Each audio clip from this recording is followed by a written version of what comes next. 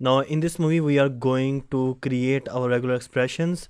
So I have opened this website of regex101.com. It's very helpful website.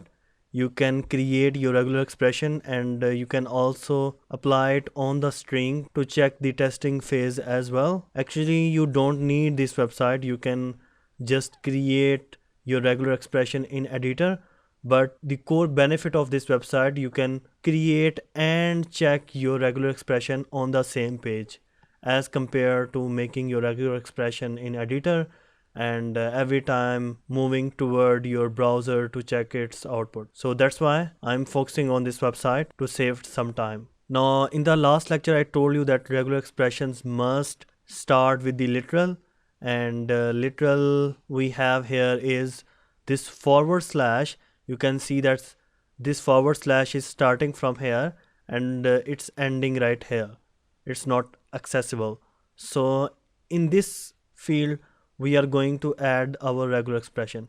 So first I'm gonna add regular expression for our name, and you know that regular expressions for name will be only characters and letters, because our name doesn't contain any kind of number, underscore, dash, dollar sign, or any kind of special characters as well. So if we want to prevent the user on our website not to add some false name that could have some special characters or maybe number, then we should add one regular expression that can point out the false information and prevent user to add false information on our website. So first I'm gonna add regular expression for name here, and you know that our name has sometime lowercase letters and some time uppercase letter. So we need to define a range for lowercase and uppercase as well. So for defining range we have to add these brackets, and inside these brackets I'm gonna say that letter from small a to small z. So you can see that I have put this dash sign, and this dash sign is not the ordinary dash sign, it's for specifying range. So I'm saying here that letter from small a to small z are valid in my name. So in the testing string, if I give it name of Jazib, you can see that Jazib is valid, that's why it's highlighted my name. And if I add here one uppercase letter, now you can see that this a is not highlighted. Why? Because it's the uppercase letter, and in our condition, in our regular expression, we just made it for lowercase letters. So if I change this regular expression of lowercase to for uppercase and make it to a to z, now you can see there is only a is highlighted because this regular expression holds only for uppercase a to uppercase z. So if you want to made it for the lowercase as well, just define the range of lowercase. I can say small a and then dash z. Now whole phrase is highlighted here. Now see here, between the capital Z and small z I didn't add any kind of dash. Why? Because I'm not specifying the range here.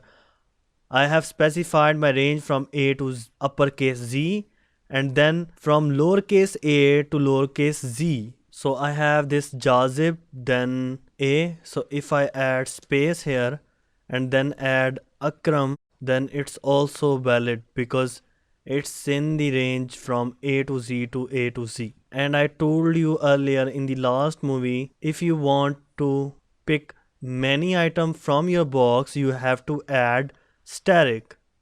So I have added this static here so that I can pick as many character as I want from my ranges. One more thing, I told you that if you want to start something with something specifically, then you have to add this cap sign before here. So this cap sign is going to say that my regular expression is valid and it must be start with the character. But if I add this cap sign inside my ranges, then it's going to exclude everything. See, now it's excluded everything. So if you want to start something compulsory with some letter, then you have to add it outside of your ranges. Otherwise, it's going to exclude. So in this case, I'm gonna say that my name should be start with J and then anything else. So here I have Jazib, it's valid. Akram is not valid. And you know that in our names we have spaces as well. So in the ranges, I'm gonna add space here. See, now Akram is also valid. If I remove this space, Akram is not valid.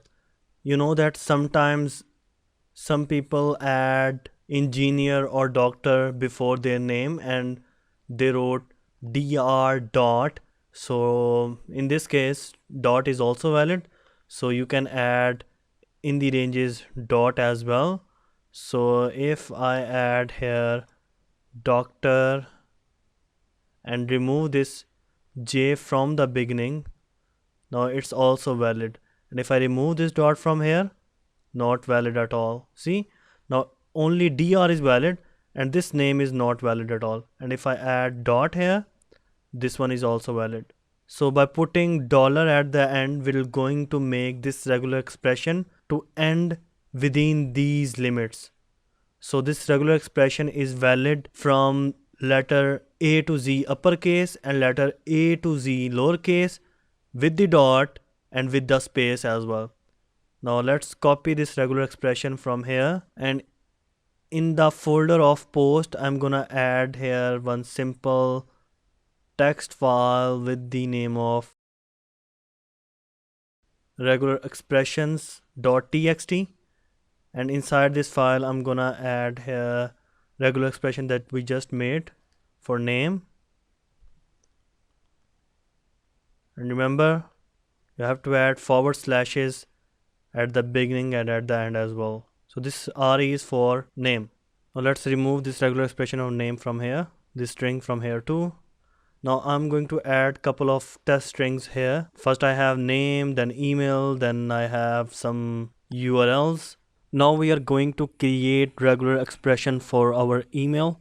As you can see, we have 3 emails here and their structure is quite same, but something is common in all of the emails, and that is @sign, and before @sign we have some text, and after that we have some text as well, and then we have this dot, and after that we have our .com domain name or .us. So first we need to focus on this pattern before @sign. So I'm going to define one range for our lowercase letters and for our uppercase letter as well. Why? Because our email contain lowercase and uppercase. So I can say A to small z and then capital A to capital Z. And after that we need @sign. So @sign right here.